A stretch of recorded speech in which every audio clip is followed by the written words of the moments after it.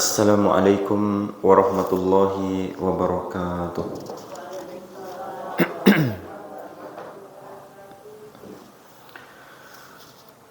Alhamdulillah, alhamdulillahilladzi hadana lihada wa ma kunna linahtadiya laula an hadanallah. Asyhadu an la ilaha illallah wahdahu la syarikalah wa asyhadu anna Muhammadan abduhu wa rasuluhu la nabiyya ba'dah. Allahumma salli wa sallim wa barik wa zid wa an'im ala hadzal nabiyil karim wa ala alihi wa sahbihi wa man ihtada bihadihi ila yaumiddin, amma ba'du. Puji beserta syukur senantiasa kita haturkan kepada Allah Subhanahu wa taala. Salawat dan salam kita perbanyak mengucapkan untuk junjungan Nabi besar kita Muhammad sallallahu alaihi wasallam. Bapak Ibu jamaah salat subuh yang dimuliakan Allah Subhanahu wa taala, insyaallah seperti biasa di subuh Selasa hari ini kita lanjutkan kajian dengan kitab At-Tazkirah karya dari Al-Imam Al-Qurtubi rahimahullahu ta'ala. Pada pembahasan sebelumnya kita membahas tentang Al-Mizan dan sampai pada amal-amal yang sangat berat nanti dalam timbangan ketika amal itu ditimbang. Kemudian kita lanjutkan membaca kitabnya dari penulis rahimahullahu ta'ala. Kata penulis rahimahullahu ta'ala, qala ulama'una rahimahullahu ta'ala. Para ulama kita mengatakan, maksudnya ulama ahlus sunnah wal jamaah, an-nasu fil akhirati salasu tabaqat. Manusia itu nanti di akhirat secara umum terbagi menjadi 3 kelompok besar. Manusia nanti terutama ketika ditimbang itu Bapak Ibu, ketika amalnya ditimbang atau selesai dari penimbangan amal tadi, manusia ini nanti terbagi menjadi 3 kelompok besar. Yang pertama, muttaquna la kaba'ira lahum. Yang pertama itu adalah orang-orang yang bertakwa, yang tidak memiliki dosa-dosa besar. Kemudian yang kedua, wa mukhallituna wa humul ladzina yuwafuna bil fawahishi wal kaba'ir. Orang-orang yang amalan mereka itu bercampur aduk. Banyak ketaatannya, di sisi lain banyak juga kemaksiatan, terlebih dosa-dosa besar mereka. Ini model manusia yang kedua, orang-orang yang nanti amal itu bercampur aduk. Lain banyak kesolehannya Bapak Ibu, banyak amal-amal solehnya, dia sholat, dia berpuasa, dia membayar zakat, dia mengerjakan ibadah-ibadah yang lain, cuman di sisi lain ternyata dia memiliki banyak dosa-dosa besar. Banyak dosa-dosa besar. Ini yang kedua. Kemudian yang ketiga, wassalisu al-kuffar. Dan yang terakhir adalah orang-orang kafir. Nah, itu 3 kelompok manusia nanti di akhirat, kata penulis rahimahullahu ta'ala. Kemudian beliau menjelaskan satu persatu. Fa'ammal muttaqun, adapun orang-orang yang bertakwa. Orang-orang yang bertakwa itu adalah orang-orang yang memiliki banyak amal soleh dan mereka tidak memiliki dosa-dosa besar. Orang-orang yang bertakwa itu maksudnya Bapak Ibu, orang-orang yang memiliki banyak amal soleh, banyak amal-amal kebaikan yang dia kerjakan, dan dia tidak memiliki dosa-dosa besar.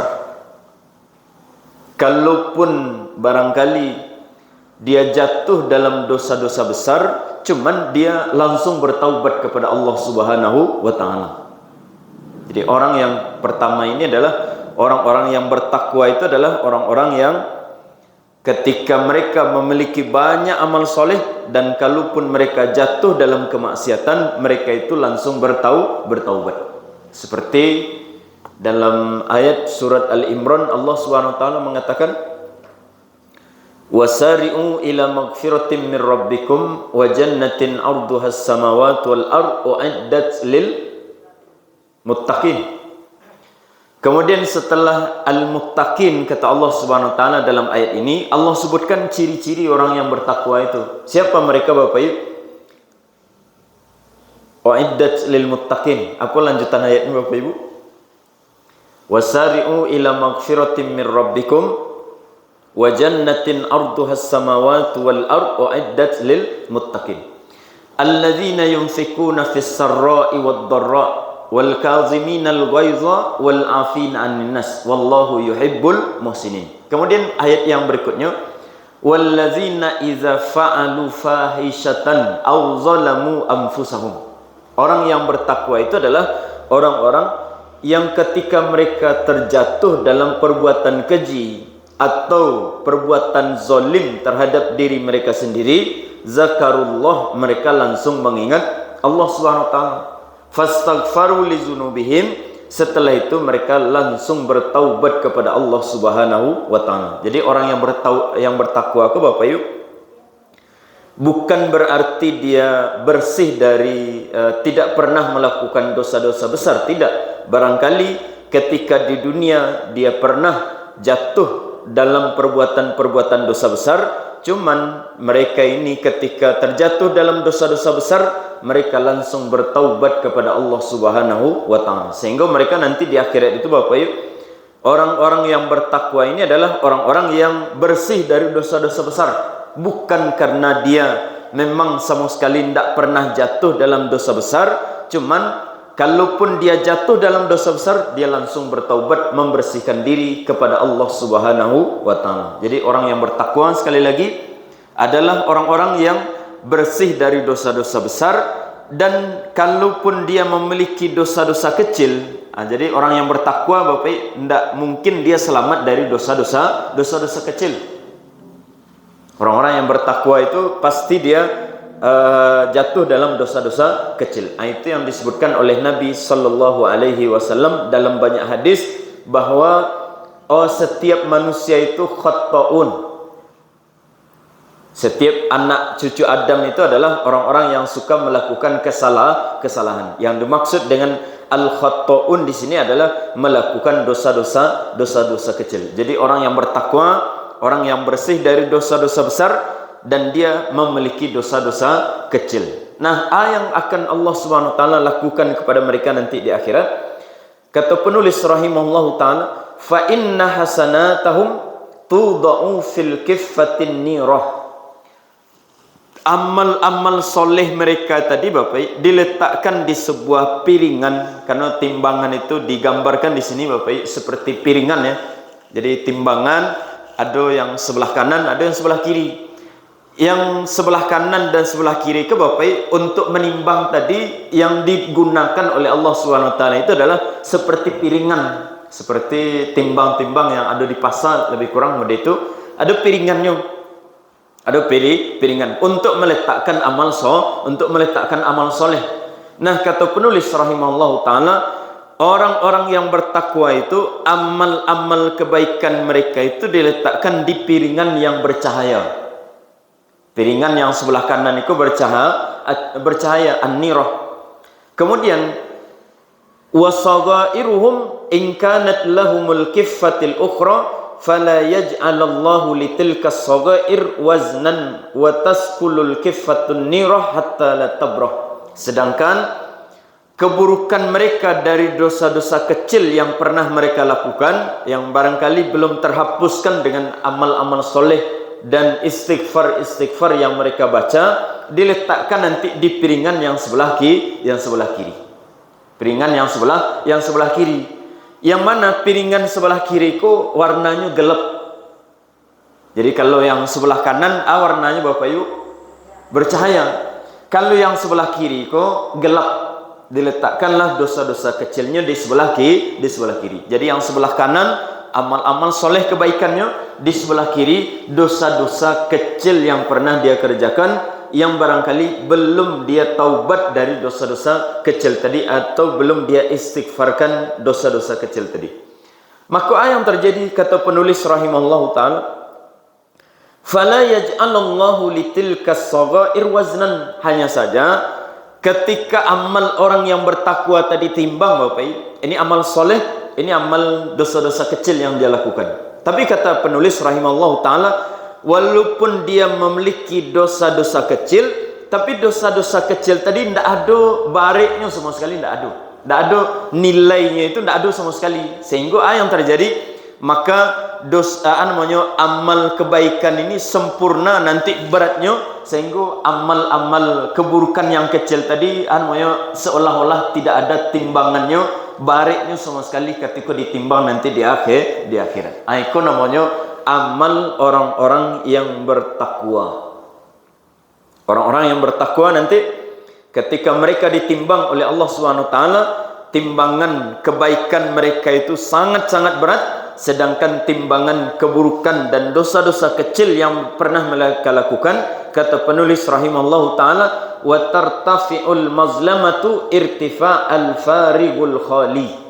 Amal keburukan yang dia kerjakan tadi akan naik karena bariknya timbangan amal kebaikan yang mereka lakukan, naiknya itu seperti tidak ada nilai, tidak ada barik sama sekali. Itulah gambaran kata penulis rahimallahu ta'ala tentang timbangan orang-orang yang bertakwa nanti di akhirat. Orang yang bertakwa tadi Bapak Ibu, orang yang bertakwa itu adalah orangnya ya. Orang yang bertakwa itu adalah orang-orang yang bersih dari dosa-dosa besar. Tidak ada dosa-dosa besarnya itu, tidak ada.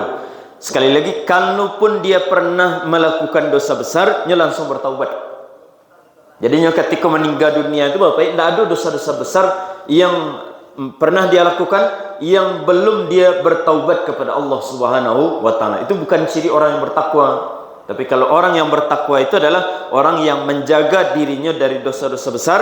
Kalaupun nanti jatuh dalam perbuatan dosa besar, mereka zakarullaha fastaghfaru li dzunubihim. Mereka langsung mengingat Allah, kemudian langsung bertaubat kepada Allah Subhanahu wa ta'ala. Nah, orang-orang yang seperti ini sekali lagi akan berat nanti timbangan kebaikannya, amal solehnya, beratnya itu sempurna, sedangkan amal-amal keburukan yang kecil-kecil tadi Bapak naik ringan, sampai-sampai seperti tidak ada beratnya sama sekali dibanding dengan amal kebaikannya. Maka yang terjadi Bapak, orang-orang yang seperti ini langsung masuk surga. Jadi kalau orang yang bertakwa ke Bapak adalah orang-orang yang langsung masuk surga. Kemudian yang kedua, jenis atau kelompok manusia yang kedua, kita masuk dulu ke yang nomor 3 Bapak. Yang kedua tadi orang yang bercampur aduk amal soleh dengan amal keburukan. Kalau yang ketiga namanya orang kafir. Yang ketiga itu adalah orang kafir.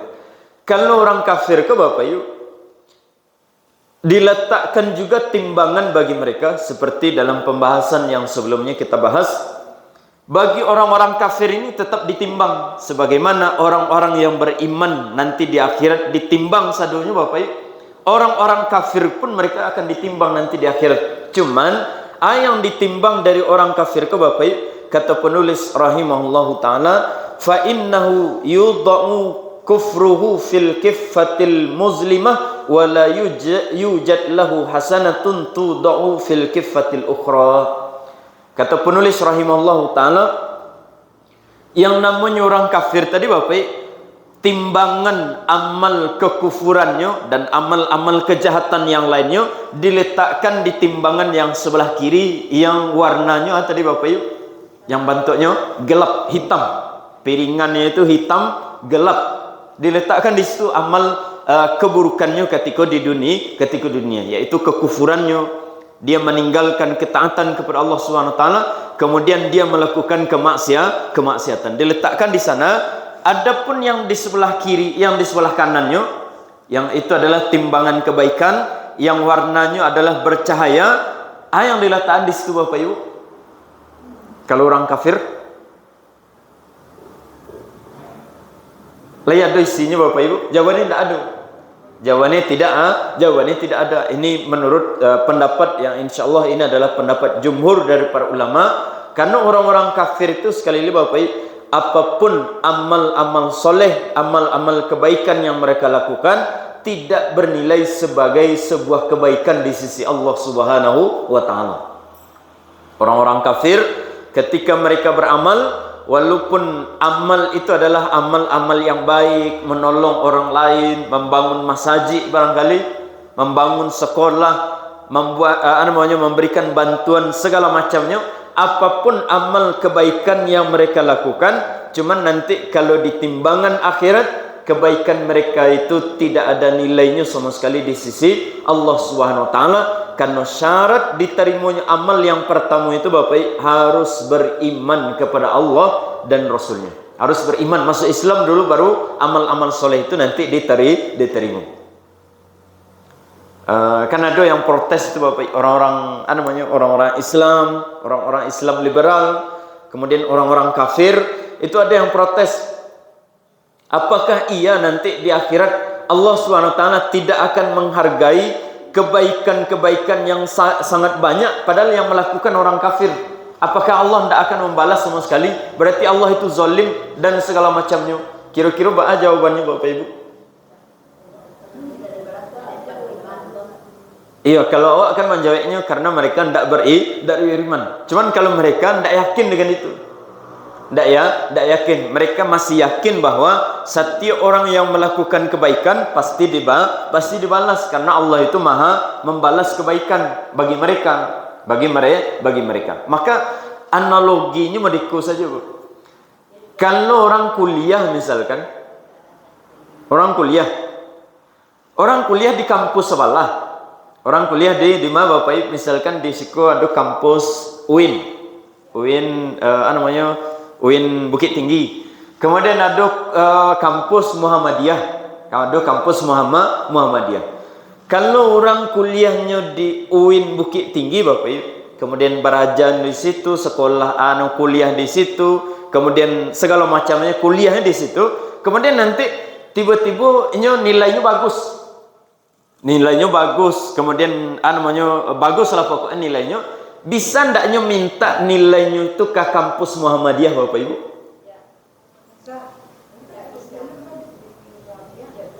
Kuliahnya di UIN kok. Kuliahnya di UIN, minta nilainya di Muhammadiyah bisa atau enggak? Tapi santiang mana di UIN? Tetap enggak bisa. Bahkan enggak bisa Bapak Ibu, karena syarat Muhammadiyah itu namuh magih nilai lah masuk ke kampus mereka baru dia nilai. Kan ada itu Bu.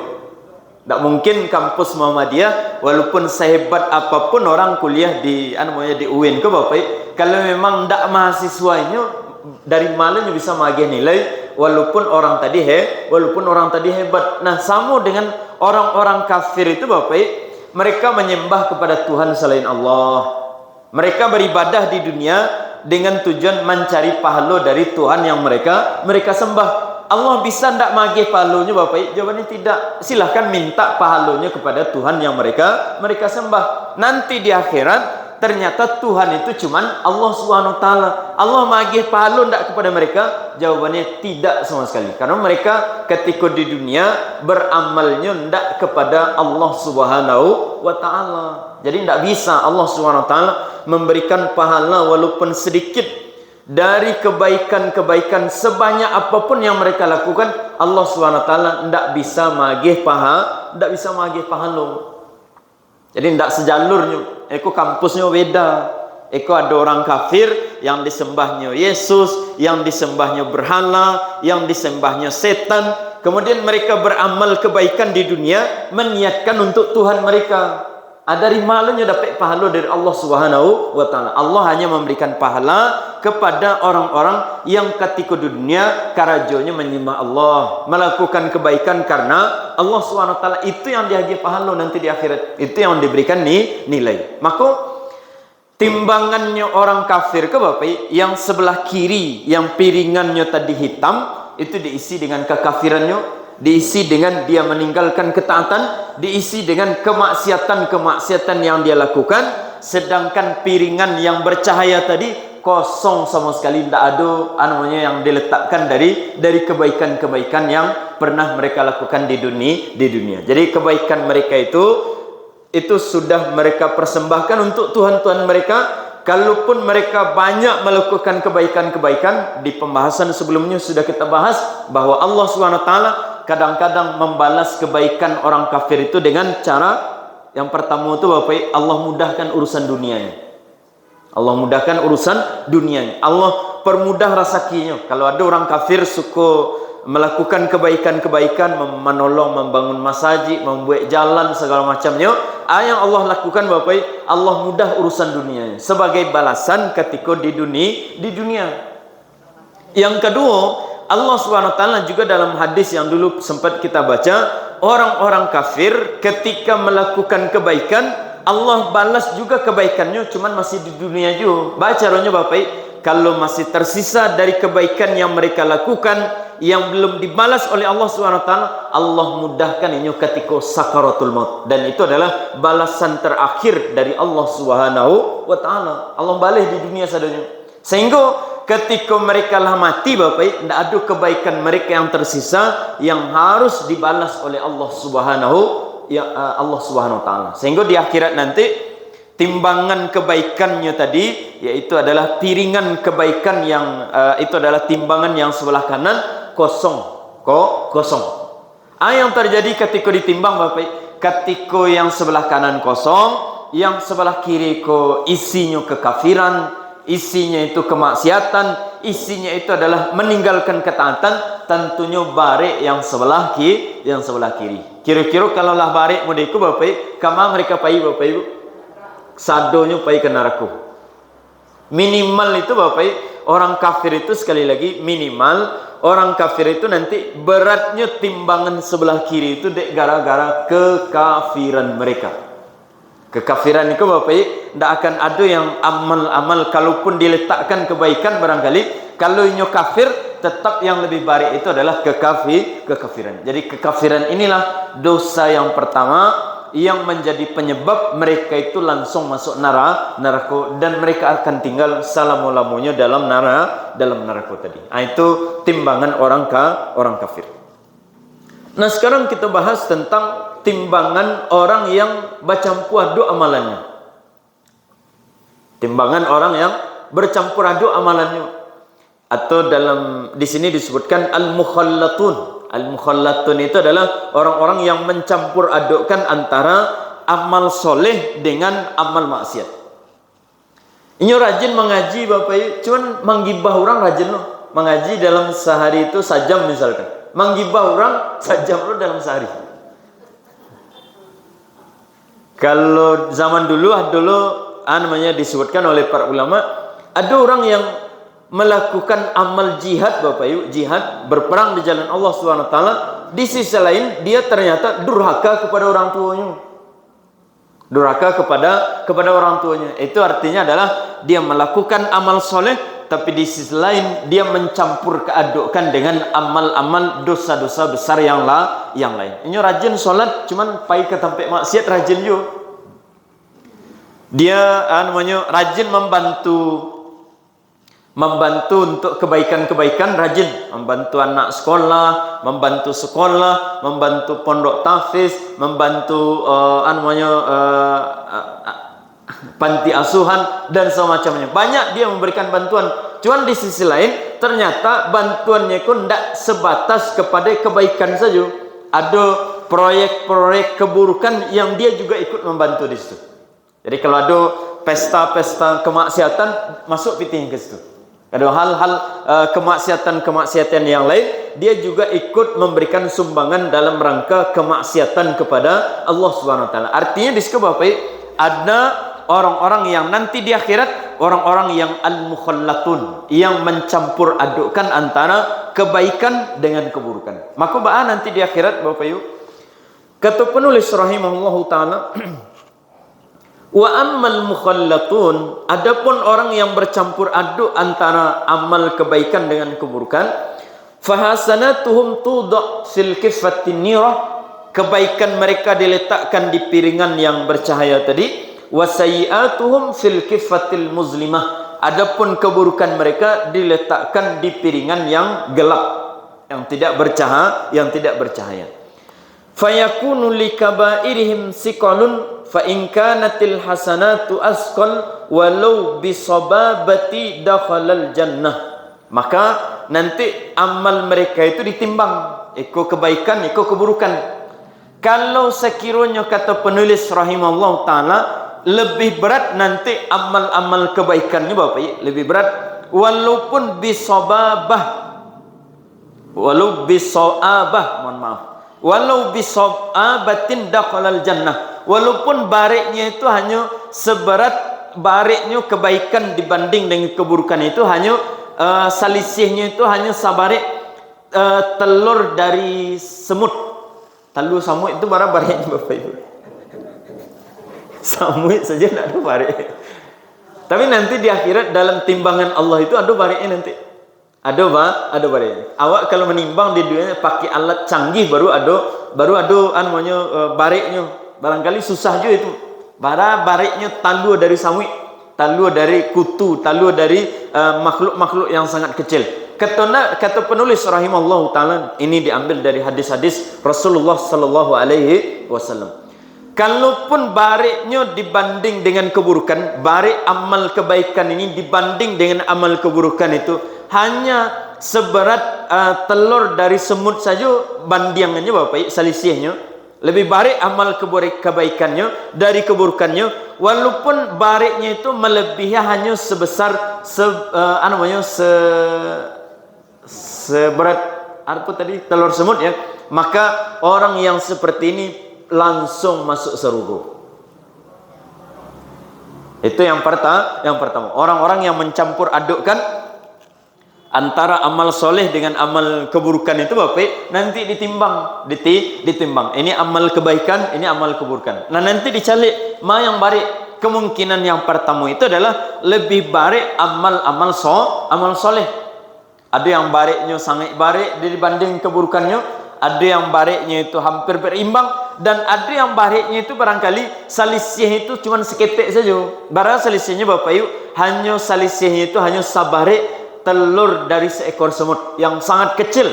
Walaupun selisihnya cuma seketik Bapak, lebih baik kebaikannya seketik dibanding keburukannya, maka orang yang seperti ini langsung masuk surga. Itulah di antara murahnya Allah SWT dan rahman dan rahimnya Allah SWT. Orang-orang yang mencampur adukkan antara kemaksiatan atau kebaikan dengan keburukan, nanti Allah timbang. Ketika mari amal kebaikannya langsung dimasukkan dalam surga. Yang keburukan tadi Allah SWT memaafkan begitu saja.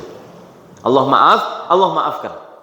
Tapi kalau kemungkinannya yang kedua Bapak Ibu, yang kedua, kalau sekiranya yang lebih baik itu adalah amal keburukannya, yang lebih baik kini amal keburukannya. Kalau yang lebih baik itu kebaikannya, barabana lebih baiknya dari keburukan Bapak, Allah masukkan ke surga langsung. Nio barik bana, nio barik sakete, nio bahkan bariknya itu hanya sebesar telur dari seekor semut saja, lebih baik kebaikannya, Allah langsung masukkan ke dalam surga. Nah kini kalau ada orang yang timbangannya itu nanti yang lebih baik itu adalah keburukannya. Dari amal solehnya banyak, tapi keburukannya ternyata jauh lebih banyak dari amal soleh yang dia kerjakan. Yang dilakukan oleh Allah Bapak Ibu, langsung masuk neraka saudaranya. Kira-kira Bapak Ibu, keyakinan kita ahlus sunnah wal jamaah, orang-orang yang keburukan mereka itu lebih baik dari kebaikannya. Yang dilakukan oleh Allah Bapak Ibu, atau dalam keyakinan nanti yang terjadi kepada mereka, maka secara umum orang-orang yang seperti ini masuk ke dalam neraka, kecuali orang-orang yang dikehendaki oleh Allah tidak masuk neraka. Jadi itu namanya tahta masyiatillah. Orang-orang yang berat timbangan keburukannya daripada amal solehnya, mereka dalam keyakinan kita ahlus sunnah itu meyakini mereka itu tahta masyiatillah. Itu tergantung kepada kehendaknya Allah Subhanahu wa ta'ala. Kalau Allah ingin mereka masuk neraka, ya dimasukkan ke dalam neraka.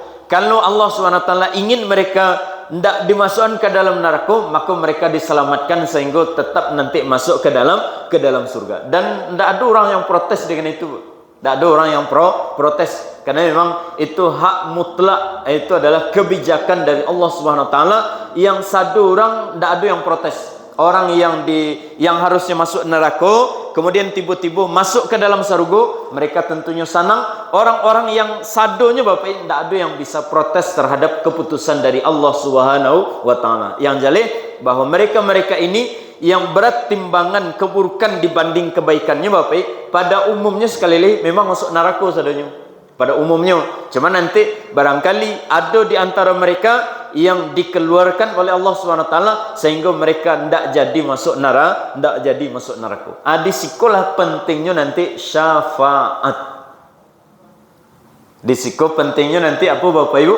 Syafaat. Ketika ditimbang bare amal-amal kejahatan dibandingkan kebaikan, disikolah awak sekali lagi sangat-sangat membutuhkan syafaat. Dan syafaat yang paling besar pertolongannya kepada awak nanti di Bapak Ibu adalah syafaat dari Rasulullah sallallahu alaihi wasallam. Di situ sangat membutuhkan syafaat dari Nabi kita Muhammad sallallahu alaihi wasallam. Ketikalah balik timbangan keburukan dari kebaikan, awak pada umumnya orang-orang yang seperti ini akan masuk ke dalam neraka, tapi mereka nanti akan ada di antara mereka yang mendapatkan syafaat. Salah satunya adalah syafaat dari Rasulullah sallallahu alaihi wasallam. Orang-orang yang bersering bersalawat akan didatangi oleh Nabi SAW, kemudian ditarik balik sehingga masuk ke dalam surga. Jadi orang-orang yang orang-orang yang balik timbangan keburukan dibanding kebaikan tadi, keadaan mereka itu ada yang memang langsung masuk neraka. Keadaan mereka itu nanti ada juga yang tidak jadi masuk neraka, karena ada syafaat tadi, ada syafaat langsung terbebas dari neraka. Atau ada juga nanti orang-orang yang dia masuk neraka cuman sebentar saja. Mereka masuk neraka kemudian diberikan syafaat, atau mereka mendapatkan syafaat sehingga masuk nerakanya cuman sebentar saja, kemudian masuk balik ke dalam surga. Tapi secara umum Bapak, secara umum semua orang-orang yang beriman, walaupun itu adalah orang-orang yang sangat berat keburukan dibanding kebaikannya, sadu mereka itu pasti dapat syafaat. Sadu mereka pasti dapat syafaat. Cuman syafaatnya itu modelnya berbeda-beda. Bedanya Bapak, ada di antara mereka yang langsung dihalangi dari masuk neraka sehingga dipindahkan langsung ke surga. Ada di antara mereka yang masuk ke neraka sebentar, harusnya lama, cuman dapat syafaat jadinya sebentar. Ada namanya remisi namanya itu Bapak Ibu. Barangkali syafaat kalau di penjara di negeri awak, barangkali ada syafaat di hari raya, ada syafaatnya. Di hari-hari tertentu, hari pahlawan dan semacamnya, itu nanti masuk tahanan dari para tahanan itu dikurangi, diagi syafaat. Nah, orang-orang yang kedua, modelnya yang kedua itu adalah orang-orang yang harusnya lama di dalam neraka, karenanya dapat syafaat, akhirnya sebentar. Kemudian ada juga bentuk yang terakhir itu adalah orang-orang yang harusnya dia masuk neraka itu selama-lamanya. Harusnya mereka masuk neraka itu selama-lamanya, tapi kemudian mereka dapat syafaat dari Nabi SAW. Kata Allah SWT, ada orang-orang yang nanti terakhir kali masuk surga. Siapa mereka Bapak Ibu? Orang-orang yang ketika hidup di dunia lai ada keimanannya, cuman keimanannya sebesar biji zarrah. Sebesar biji zarrah. Orang-orang yang seperti itu Bapak, solat indah, puasa indah, mengaji indah, segala Allahnya indah, maksiatnya banyak, tapi lai ada imannya. Lai ada imannya. Orang-orang yang seperti ini akan dapat syafaat juga dari Nabi, tapi hampir-hampir mereka itu kekal di dalam neraka saking lamanya. Saking lamanya mereka dalam neraka itu Bapak, hampir-hampir namanya kekal di dalam neraka. Cuman mereka karena lai ada jo iman sebesar biji zarrah dalam dirinya, Nabi SAW memberikan syafaat. Diangkut jo dek Nabi dari neraka ke dalam surga. Itulah orang-orang yang paling terakhir masuk ke dalam surganya Allah Subhanahu wa taala. Itu jadi sadonya Bapak yuk. Orang-orang yang beriman ini, orang-orang yang Islam, masuk ke dalam agama Islam, asal dia tidak kafir saja Bapak Ibu, asal dia tidak melakukan dosa syirik saja, mereka itu pasti dapat syafaat. Cuman syafaatnya itu berbeda-beda satu dengan yang lain. Yang paling rendah itu adalah syafaat kepada orang-orang yang imannya itu hanya sebesar biji zarrah. Mereka itu nanti dapat syafaatnya paling ringan, yang paling rendah. Itu Bapak Ibu, hampir-hampir mereka itu tidak ada harapan masuk surga. Tidak ada harapan masuk surga. Mereka itulah hampir dikatakan kekal dalam neraka. Nanti pada akhirnya baru nanti mereka itu dijemput, kemudian dimandikan dengan air kehidupan namanya, kemudian setelah itu baru dimasukkan ke dalam surga. Itulah gambaran orang-orang yang berat keburukannya dibanding kebaikan. Mereka, di antara mereka nanti ada yang tidak jadi masuk neraka, masuk surga jadinya. Di antara mereka ada yang nanti masuk surga cuma sebentar saja. Di antara mereka ada yang masuk surga lama, tapi kemudian pada akhirnya juga dikeluarkan oleh Allah SWT, karena memang Allah SWT mengatakan tidak ada orang yang Islam ke Bapak yang kekal di dalam neraka selama-lamanya. Tidak ada orang Islam yang begitu, kecuali kalau dia jatuh dalam dosa kekafiran dan dosa kesyirikan kepada Allah Subhanahu wa taala. Itu orang yang ketiga. Nah, kemudian yang terakhir, kata penulis rahimahullahu taala, sebenarnya kan pembagiannya cuma 3. Ada orang yang bertakwa, bare langsung masuk surga. Ada orang kafir, bare keburukannya tidak ada nilai dari kebaikannya, langsung masuk neraka. Itu tidak ada syafaat, tidak ada. Kecuali bagi orang kafir satu-satunya yaitu Abu Talib. Itu dapat syafaat dari Nabi Muhammad sallallahu alaihi wasallam. Satu-satunya orang kafir yang dapat syafaat dari Nabi itu adalah paman beliau yang bernama Abu Talib.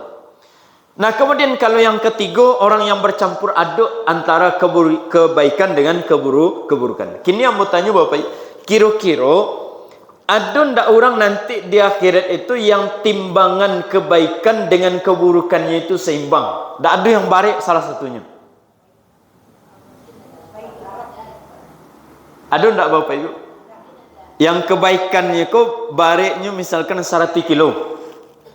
Timbangan keburukannya juga 100 kilo. Dan ndak ada seketik Allahnya selisihnya. Tadi kita katakan seandainya ada selisihnya agak seketik saja Bapak Ibu. Walaupun selisihnya itu hanya seberat telur dari semut, maka kalau yang lebih baik itu kebaikannya langsung masuk surga. Kalau yang lebih baik itu keburukannya nanti terserah kepada Allah Subhanahu wa taala. Akhirnya ada ndak orang yang ketika ditimbang amal solehnya antara kebaikan dengan keburukan itu ndak ada sama sekali yang lebih baik. Sama 100 barasih baik kebaikan dan keburukannya. Kira-kira ada ndak orang pada itu Bapak Ibu? Jawabannya ada. Jawabannya ada. Antah Bapak Ibu, tapi yang jelas ada orang-orang yang nanti memang timbangan kebaikan dengan keburukan itu sama. Tak ada selisihnya walaupun seketik. Walaupun seketik. Kalau ada selisihnya agak seketik Bapak Ibu, maka itu jalih hukumnya. Kalau barik kebaikannya langsung masuk surga.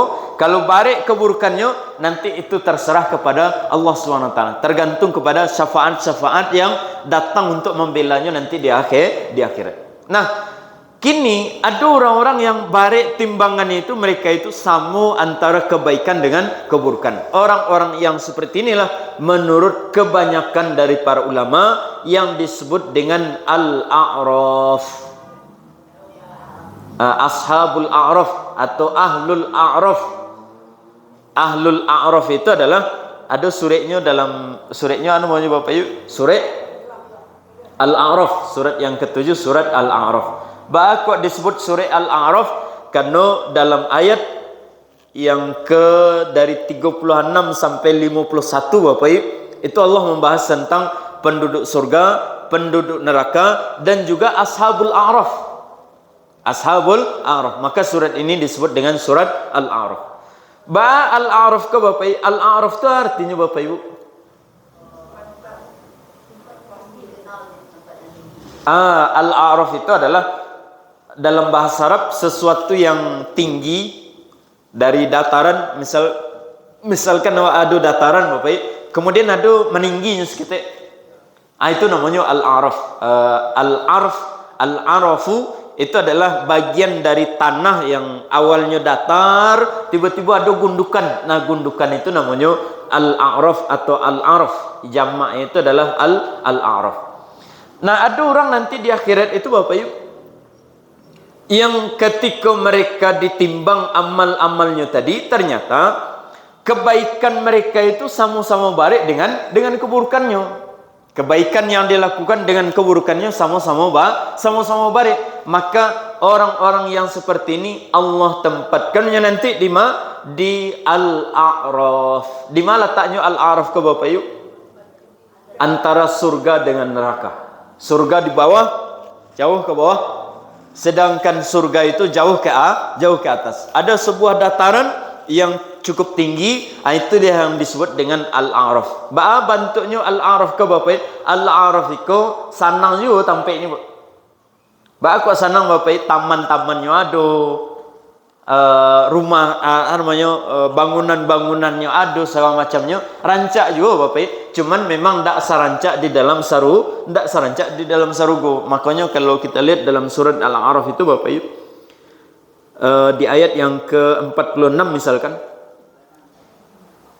di ayat yang ke-46 kita baca ayatnya.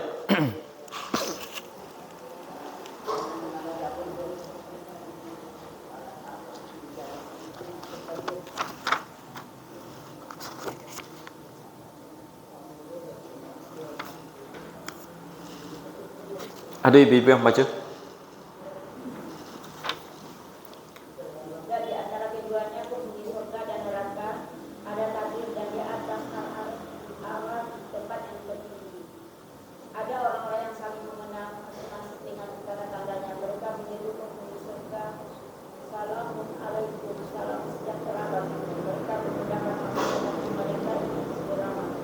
Iya. Di sini disebutkan di antara surga dan neraka itu ada al-a'raf namanya. Di sana ada nanti orang-orang yang dikenal. Ada orang-orang yang yang seperti yang kita sebutkan tadi, dia memiliki timbangan itu sama kebaikan dengan keburukannya. Maka mereka ini ketika mencalik sarugo Bapak, walaupun lama juga di al-a'raf itu lama juga.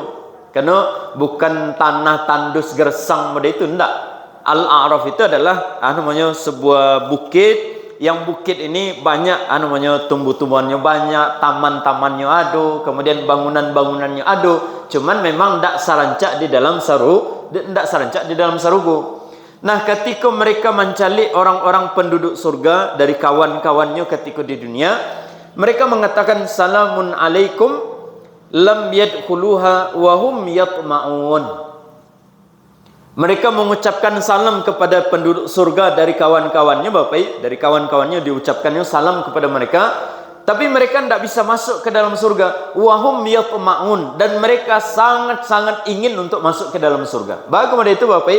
Karena kenikmatan sarugo itu dibanding al-a'raf tadi yang kita sebutkan, walaupun tidak tersiksa mereka di situ Bapak, di al-a'raf itu mereka tidak tersiksa. Cuman ketika mereka mencalik sarugo dan kenikmatan-kenikmatan yang ada di dalam surga, mereka itu tidak tahan masuk ke dalam tidak tahan masuk ke dalam sarugo. Itu yang dimaksud dengan wahum yatma'un. Mereka sangat-sangat berharap supaya dimasukkan oleh Allah Subhanahu wa taala ke dalam surga. Kemudian di ayat yang ke-47-nya,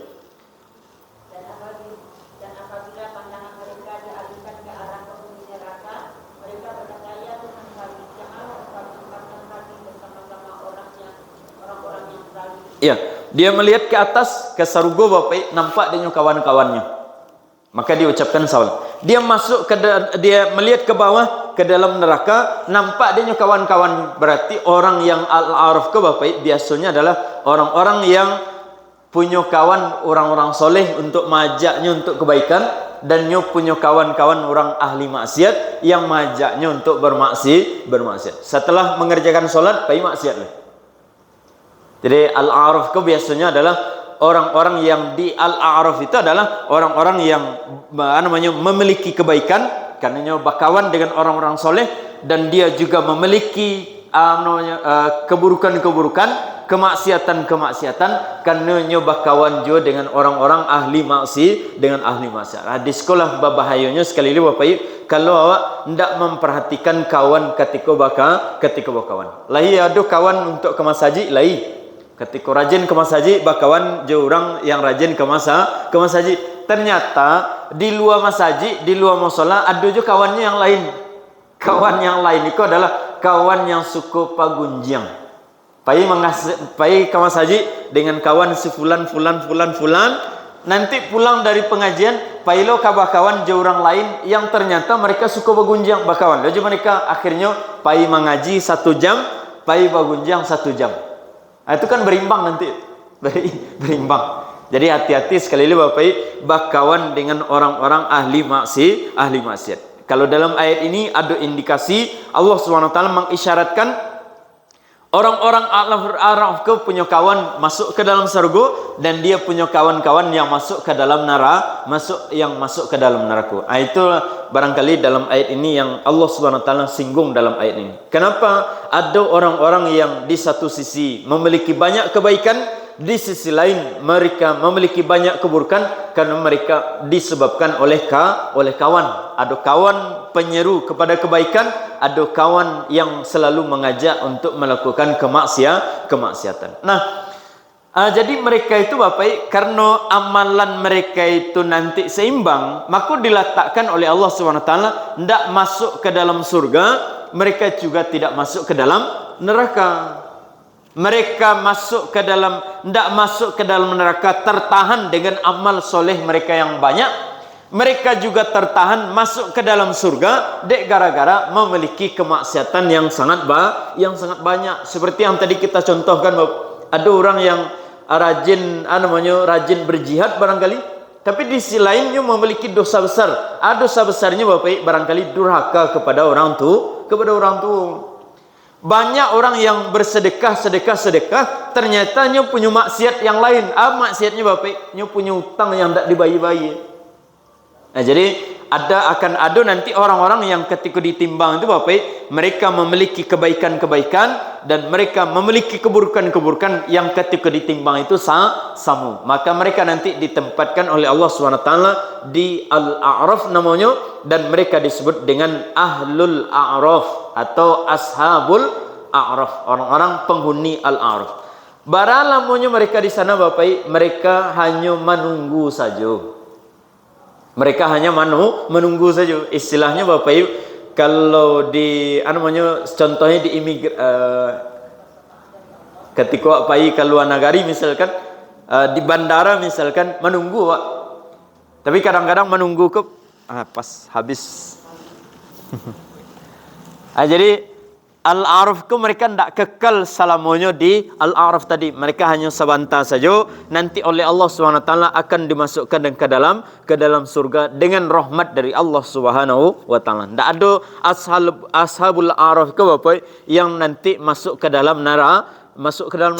Mereka nanti pasti dimasukkan ke dalam surga oleh Allah SWT. Itulah barangkali Bapak Ibu kajian kita pada subuh hari ini. Memang waktunya pas, kemudian habis baterainya. Alhamdulillah, kita cukupkan sampai di sini. Sebelum kita tutup, kalau ada pertanyaan dari Bapak Ibu dipersilakan. Ada pertanyaan kira-kira Bapak Ibu? Lain tak ya? Alhamdulillah, itu yang bisa kita sampaikan. Semoga bermanfaat. Subhanakallahumma wa bihamdika asyhadu la ilaha illa anta astaghfiruka wa atubu ilaik. Assalamualaikum warahmatullahi wabarakatuh.